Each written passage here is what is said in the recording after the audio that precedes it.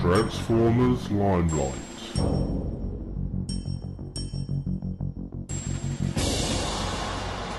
Dreadwind.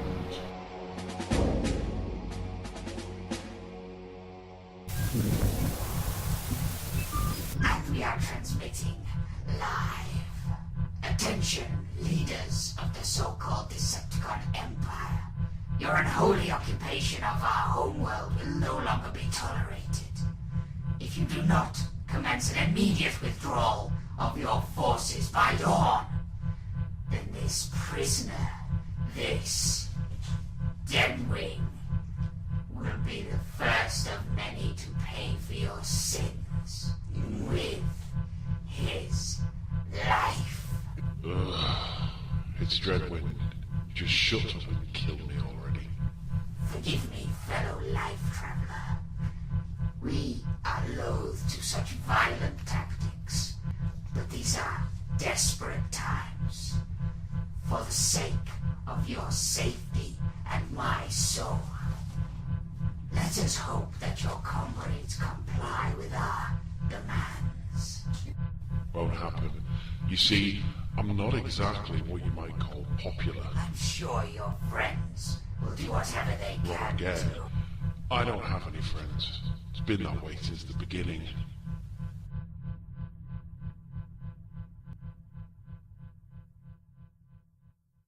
I've never seen anything this beautiful in the entire galaxy. All right, give me the bomb. Okay, folks, it's showtime!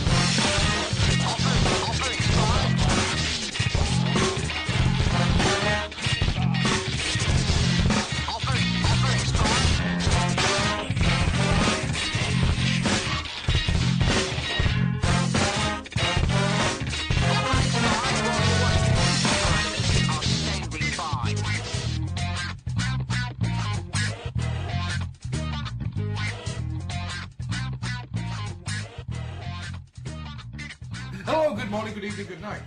Hang on a second. This isn't a lock-in. It's not? This table is round. What? I was lied to! You son of a bitch! My God, it's a round table discussion. It's been a while since we've done one of these. You promised me sweeties. Oh. It's just as well you're pretty. Tasty, tasty sweeties made of crisps. I do not have any tasty sweeties made of crisps. So, yes, dear listener, it is I, it is Grufflock, it is Adam, your host, taking you by the hand and once more leading you down this merry alleyway of madness into a round table discussion. With me today are two people. Count them. One. Oh, thank Two. you. Can't the co-host 1, 2 and... Oh. Oh. Co-host number one. What's your name? Where are you from, Chuck? Don't ever call me Chuck. I'll call you Chuck. What's your name? Where you're from, Chuck? It's Chaos Envy. Alright. And I'm from right here. Alright, I'm Bub. Contestant number two. I'm Stu and I'm from Carlisle. If you were taking a long walk along the beach and suddenly you were eaten by a shark, what would be your reaction? It ain't me! A fucking shark ain't me! Well done. You win. Yay! We're going to talk about something to you tonight. We're going to talk about something a little bit different, something that we haven't really discussed in any kind of way before. Because we are talking about a fan-made project. It's like an extended trans fan community work. It is, because I like the stuff the community pulls out. Well, some of it. Well, when it comes to like, Slash fake, we're passing. well, Kiss players. Reminds me, had a fantastic conversation with Gog Dog. All our Kiss players. You left! You left us! I had to sleep. But you missed Kiss playing. That's probably a Had good to thing. sleep. Kiss players. No. Optimus Prime got worried because she was getting fat and eating cake. Ha! You can't follow me up anymore, little girl. You're, fucking, I'm just gonna say you're fat. You're a fat little bitch. Anyway, before we get started, there is a kind of secret hidden fourth person here. The man himself, who wrote and designed this. So I'm going to hand you over to Mr. Logan. Hey everybody, my name is Logan Rogan. I am the writer of the Transformers fan comic one-shot Limelight Dreadwind.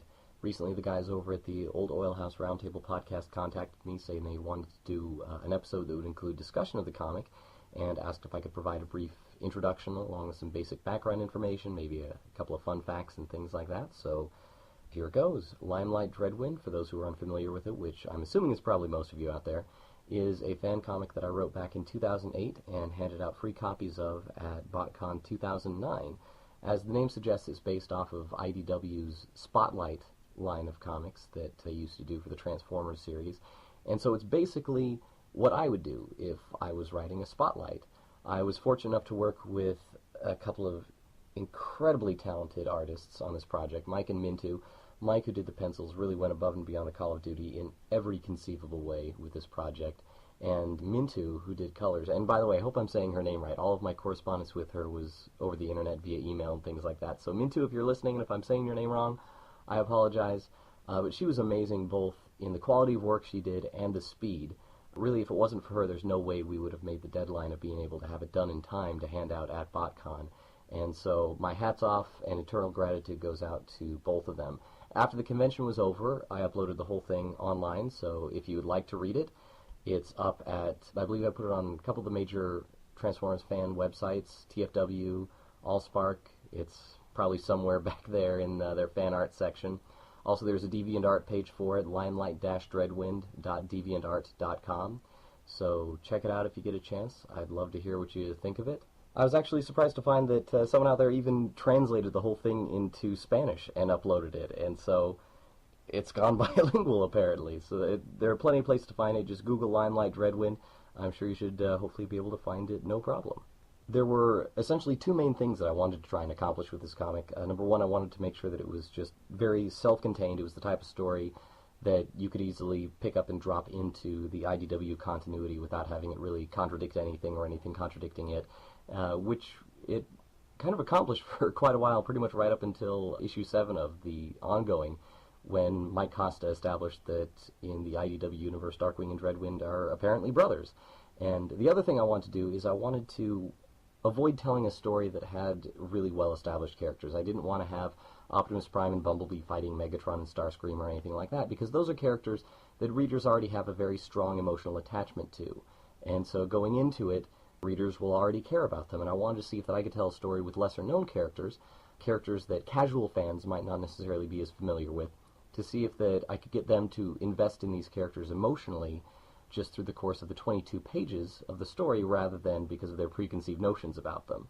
And I guess I'll let you, the reader, be the judge of how well it did or didn't accomplish that. It's by no means a perfect comic. There's easily at least one or two things that I'd probably go back and change if I was to do it again, but I'm still very proud of it, very pleased with the way it turned out, and I'm very grateful for the mostly positive reaction that a lot of fans have given it. So far, my favorite reaction has been, at BotCon 2009, I was lucky enough to get to hang out with a truly amazing group of people, among whom was Nick Roach, famous from Spotlight Cup, Maximum Dinobots, Last Stand of the Wreckers, the amazing miniseries that he did with James Roberts. And after he read it, he said it was the most fun he had had reading a comic about two guys entering into a suicide pact. And I thought that's awesome. If I could put like an endorsement quote on the back cover, that would be it. And I'm still in his debt big time, because then a couple months later I was at San Diego Comic-Con, and I had held back one or two copies of the comic to keep for myself, and I brought one of them with me because I knew Simon Furman was going to be there, and I got a chance to meet him, and I wanted to tell him about the comic, and I mentioned it to him, and right away he told me that he had already read it, because Nick had showed it to him, apparently, and he liked it, and I was just blown away, because it's Simon Furman. That's awesome. And so with that, I guess I'll just patiently wait to hear what the guys of the podcast have to say. I have no idea what they want to say about the comic, so my fingers are crossed that hopefully there's some positive stuff in there, but I'll be tuning in with the rest of you. See ya. Well, thank you very much. He was very nice. There you go. Did you see his hair? It was like spun gold. Oh. That's just weird. I just meant Well done, well done. I just meant the fact that he wiped his feet before he came in.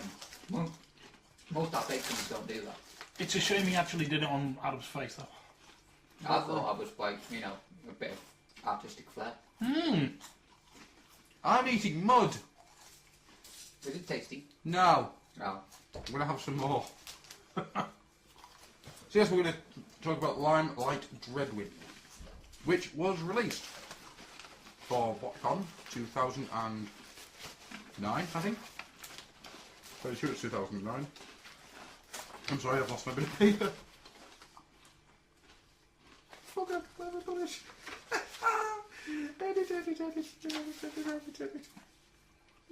Anyhow, so this was done for BotCon 2009, and it was given away free. And then he put it up on his DeviantArt page, which we will link with this show.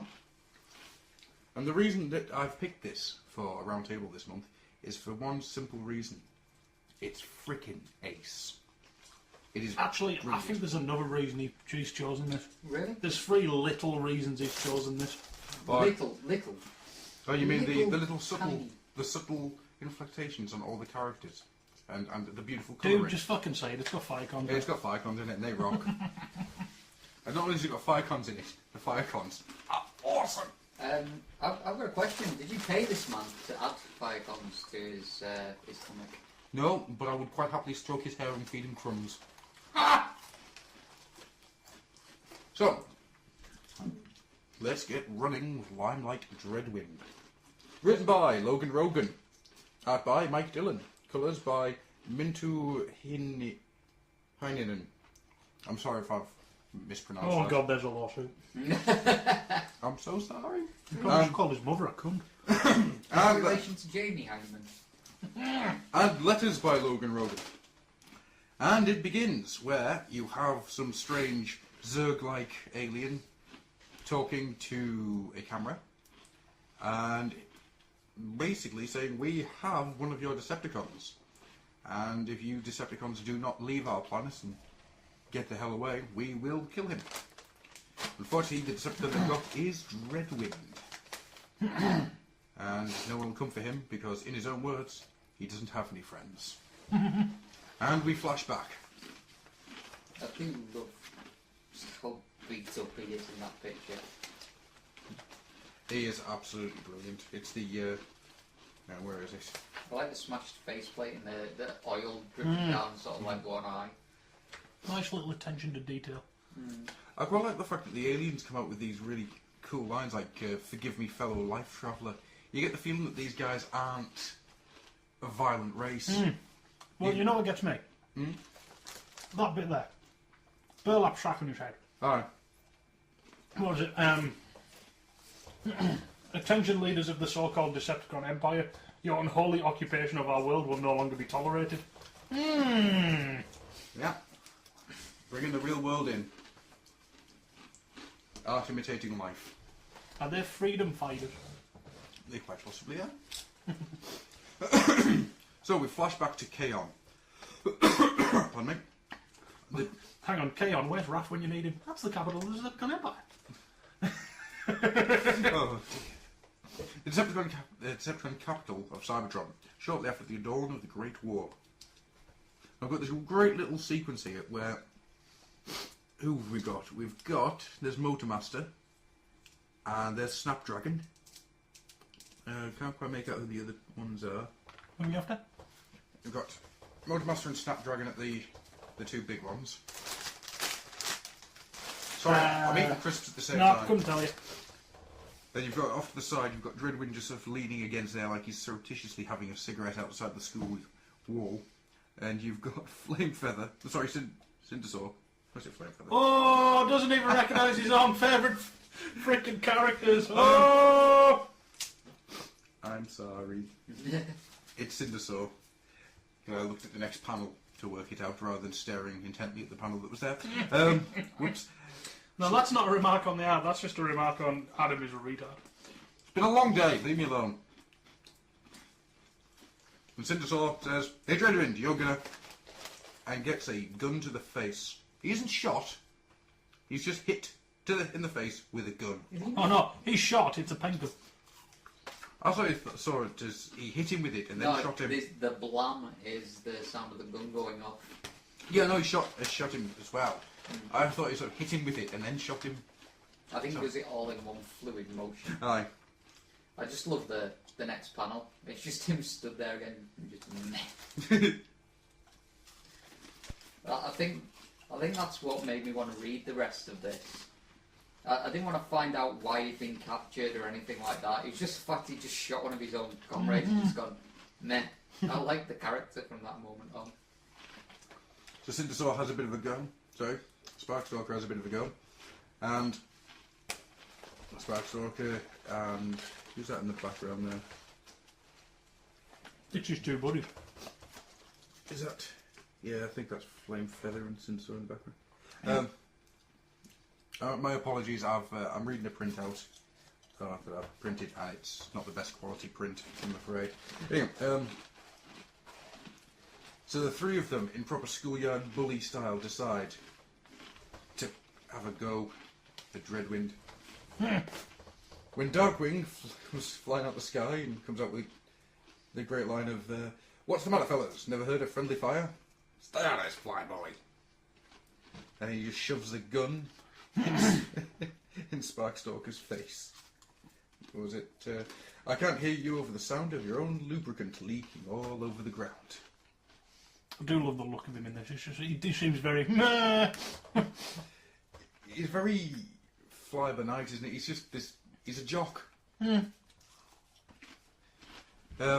Sparkstalker is saying, "Oh, what you going to do? Tag us again with more paint guns?"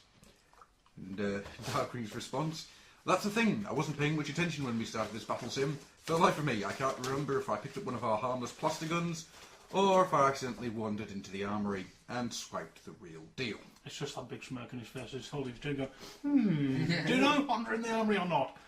Do I have an actual gun? He needs a beard at that point. Yeah, he's got the chin strap. He's just stroking his chin strap. And Cindersaw, Sparkstalker. Sorry, I want to say all three Firecon names all at once. So I get excited.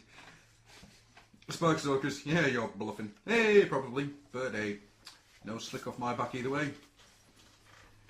And Dreadwind starts having a go because Darkwing's got himself involved in it. Turn the page and... What the hell? It's Roadblock. Hands up who knows who Roadblock is. Me. Is that the dude, the golden dude? It is. The golden dude! He's a man with a golden body. Dude! Is it just me? But do you not think in that panel where he's sort of leaning over one of the Firecons with that grin, he should be Dinobot? Oh yeah. I like the fact he's got no nose. How does he smell?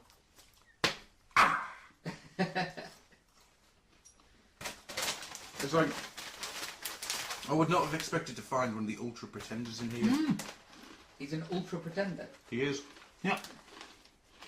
He had a shell which changed into something else. Really? The shell turned into a car.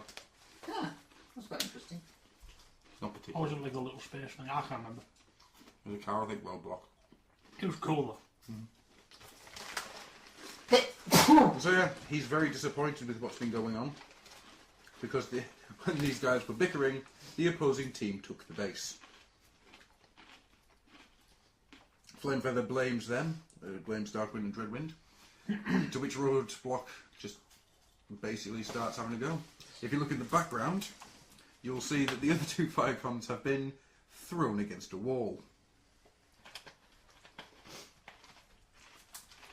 And Roadblock stopped what I think is actually the line of the entire comic.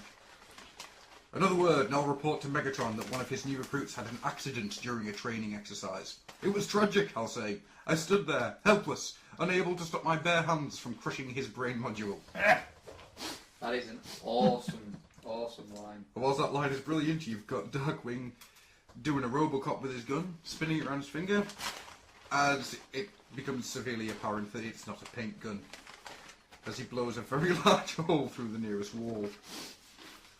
And I freaking love that picture of Roadblock holding Flame Feather up by the face.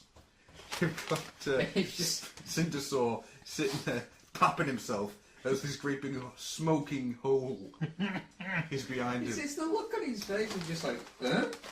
Did that just happen? And you've just got Darkwing just there, kind of like, whoops. The massive smirk he's got in his face. You've got a wonderful little back and forth of dialogue here. How does a decacycle of smelting pool cleanups duty sound? That strike you as funny too? Dreadwind. Serves you right. It goes back to Roadblock. Maybe that'll teach you both some respect. Back to Dreadwind. Wait. Both? Moves forward one solar cycle to the smelting pools, and I don't know about you, but I love the artwork in this bit. I mean, the artwork is consistently amazing throughout the entire issue. It's all the little sort of shading, sort of scratchy lines. It just makes it look like it's completely fecked up from working in a smelting pit. Dingy, dirty, melted a little bit. That's awesome. And then, of course, there's a guy that accidentally falls in. It's just Isn't there always? It's just and it's just the way he kind of looks over as if saying, "Nah, not my problem." We got the guy's arm just there melting away, and he's just looking at it. Darkwing turns up with, "Hey, Gloomy! Not you again." Come on, you're gonna go see this. Because Darkwing, Darkwing has left a little surprise for Sparkstalker and his goons in the barracks. Have you? I've just noticed here. The guys working. It's actually the Constructicons. It is, hi. Working around the bit. I quite like that. It is quite a nice little thing just to have in the side. Darkwing's left a little surprise for Sparkstalker and his goons in the barracks. Because he's found out that something interesting happens when you combine a cache of compressed plaster charges with a small timed explosive charge. Is the answer to that. I quite like it. Looks like in the top corner of the building there is loads and loads of stuff, and it looks like there's just somebody's head sticking out going, ow! The fire comms have all been gooed up. And Sparkstalker looks up to see just Dreadwind, who says to the now absent Darkwing, "Well, you've done it now, you're in big trouble." Flies away with the Roadblock watching. It just gives you the feeling that Darkwing really is a bit of an ass. I do love that. I hate him. Hate him, hate him, hate him, hate him. I hate his stupid little face and his smug attitude. We go to McCradam's old oil house. Hey! That sounds familiar. And Dreadwind is having a bit of a drink. He looks over to Needlenose, is that? Could be. I'm not 100% sure.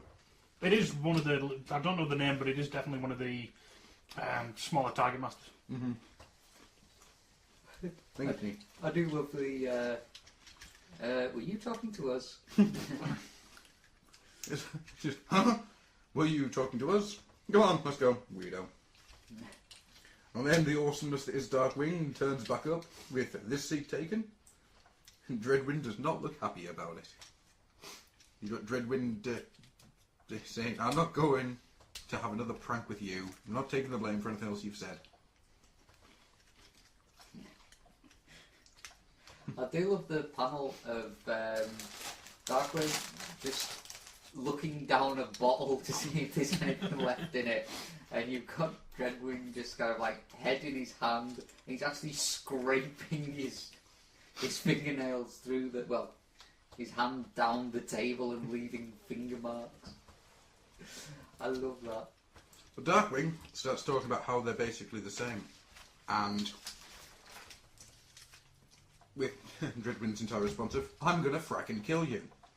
To which Darkwing responds with, "Is that a promise? Because if you promise to kill me, then I'll promise to kill you too." That's just such a wicked face. Yeah. It is. It's brilliant. And I must admit, didn't notice this on the printout, but on the actual, on the laptop here, where I've got the thing, you actually see his face through the visor. Yeah. Ooh. It's actually because you actually see that there's actually eyes, nose, and everything underneath there. Yeah, And he's got some crazy in those eyes. it's actually quite like an old Marvel UK trick that. To be able to see the face through the visor. Is it Macabre? Did it with Macabre? I think so. Oh yes. Rob's just showed me that. That's awesome. Oh yeah. Once again, it's just the artwork in this thing is absolutely gorgeous.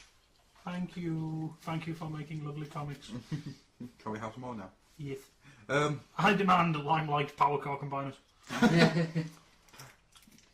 Darkwing continues with, I'm not saying it needs to be right now, but if we promise to kill each other someday, then we'll have to make sure that no one else beats us to it. All we have to do is keep our promise, and we can live exactly as long as we decide to. For Pit's sake, we could be immortal if you want to be. And all the way through this, it's, no, you're out of your mind. Maybe, but you're the one who hasn't said no yet. To get a little bit more of Dreadwind's mindset, you're wrong, you know that. It's not the battle sims that are pointless, it's this, it's everything, it's life. Life is pointless. Why would I want to live forever if stupidity is all there is to living? I must admit I was a bit taken back by that, because it's like, seriously, why would you be a Decepticon if that was your view? It's the path of least resistance, isn't it? He never wanted to put up a fight again. Someone will come for him to say, you join the Decepticons. And he went, oh, alright then. He would never have fought it off, or never considered being an Autobot. Because the Autobots wouldn't have press-ganged. Most of the Decepticons would have. It just seems... That comment seems like something an Autobot would say, you know, the whole thing of, you know, because basically all he's been taught is like fighting and stuff like that with the Decepticons. And if he thinks that's stupidity, all that fighting, it sounds like it's something an Autobot would probably say. He thinks that everything is stupidity, not just the fighting. I get, it's not just the war, he just doesn't see a point in life. Yeah, I get that. It's just it struck me as something rather odd. Do you notice the who's on the tables? Mm-hmm. You've got Grimlock sitting there. You've got what looks to be a green Seeker, so that's probably Acid Storm. And who's the other one? Can you get a good look at it on the laptop? No, I can't actually, because I think the image is still loading because it's a bit blurry.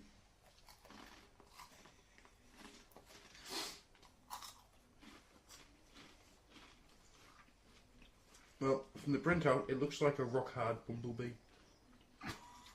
We all know that doesn't exist.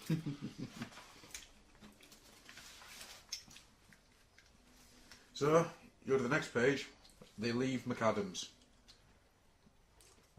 The Dreadwind to Darkwing is saying, fine, then let me make myself perfectly clear. My answer is, without a doubt, unequivocally, oh, scrap. Because the Firecons are there, and they're bruising for a fight. They've been waiting all night, because they know they can't fight it in McAdams, but the moment you step outside into the alleyway, there's a beating to happen. Roadblocks. I do love the fact that there's a voice at the bottom of that panel where you see them stood there. There's just a voice that comes from behind them. Don't even think about running back inside. You've got Roadblocks standing there, blocking the way. Your insipid little feud has gone on long enough.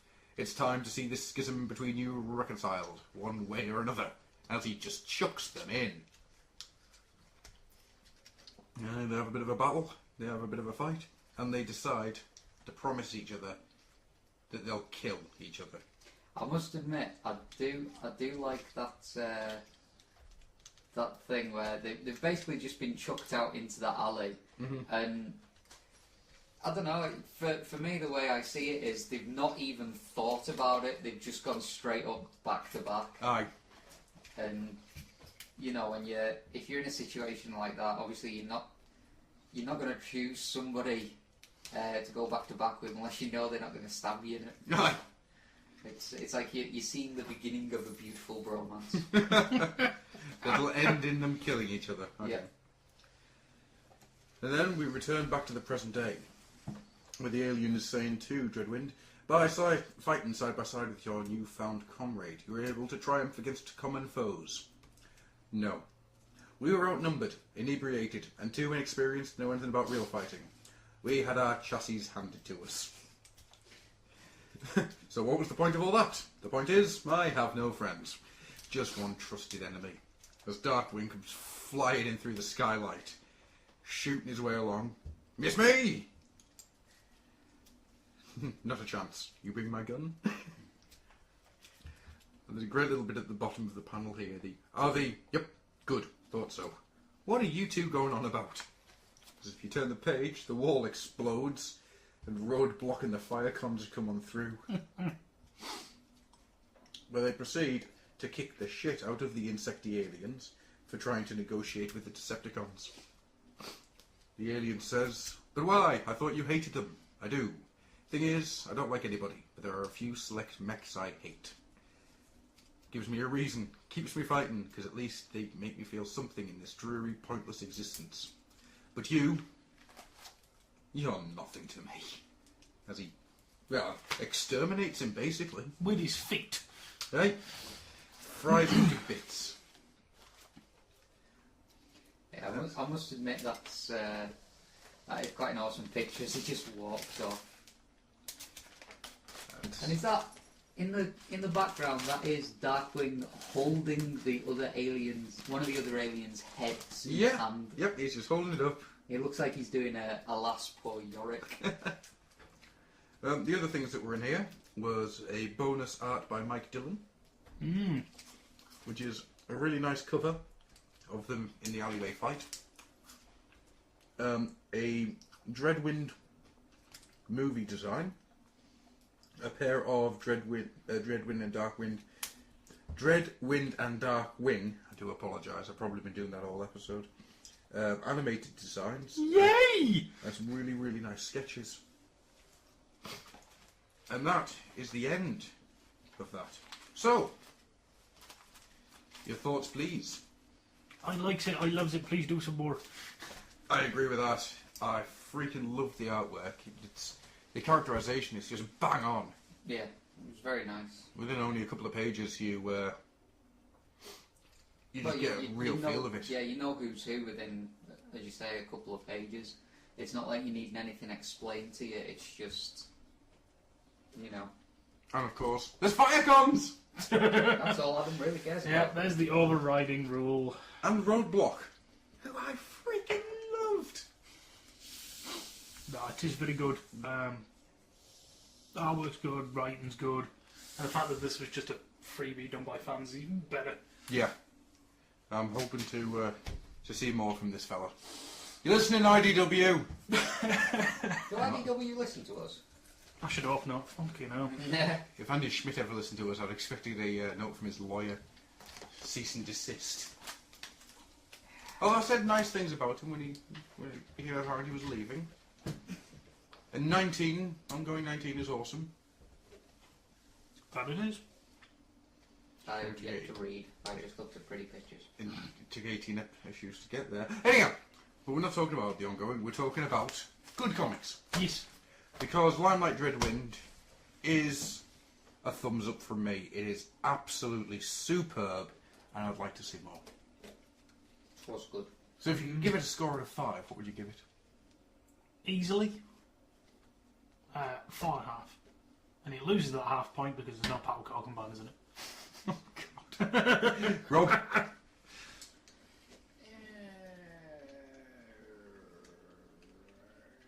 I would say 4. A 4. The reason I don't want to give them full points is because I'm bitter and twisted that my album wouldn't be that good. 'The stings and bangs of jealousy. And obviously, if I gave him full marks, I'd have nothing to strive for. Yeah. That's why I'm going to give it a 4.5. Because you need the extra half mark. Because I want to see what they do next. See, so I actually have a decent reason.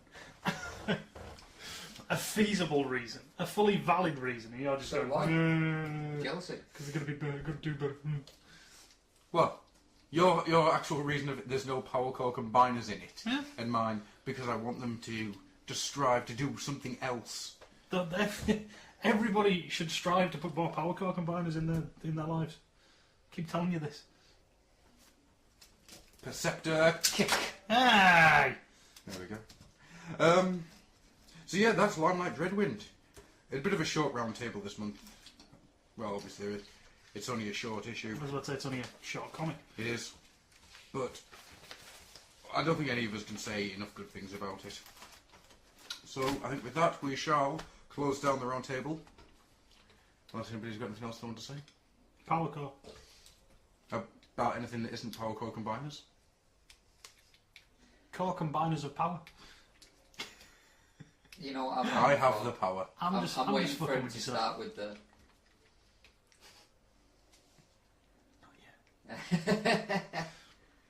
See, I have the touch. I've got the power. Oh. You may have the core combiners. Oh no, that's Slutty Pigeon's back. Oh, slutty pigeon. I've still never seen this slutty pigeon. Why am I always on this side of the You're table? going for it. Right, okay. Fucking hell, Steve. Right, with that, I'm closing this down. Alright. See you next time. Bye-bye, everybody. Bye. You have been listening to the Old Oil House Roundtable discussions.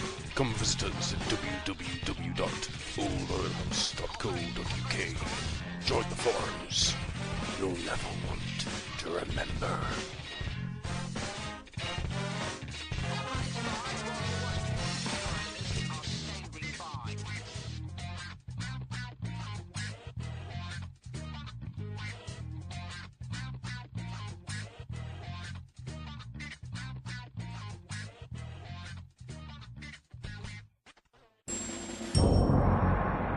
Transformers Limelight.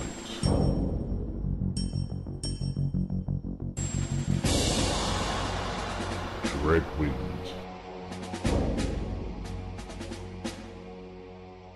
I see. Fighting side by side with your newfound comrade, you were able to triumph against a common foe. No, we were outnumbered, inebriated, and too inexperienced to know anything about real fighting. We got our chassis handed to us. Then what was the point of all that? The point is, I have no friends. Just one trusted enemy. Miss me? Not a chance. Did you bring my gun? That was highly unwise. Have you forgotten about us? Our forces severely outnumber yours. Surrender now, and your deaths will be mercifully swift. Are they? Yep. Good. Thought so. What are you two on about? That. Glad to see we're not too late for the party. Hey, Buggy. This is what you get for trying to negotiate with the Decepticons. But why? I thought you hated them. I do. Thing is, I don't like anybody, but there are a few select mechs I hate. It's not much, but it's all I got, and that makes them important to me. Gives me a reason to keep fighting in this pointless, dreary existence. But you're nothing to me. You have been listening to the Old Oil House Roundtable discussions. Come visit us at www.oldoilhouse.co.uk. Join the forums. You'll never want to remember.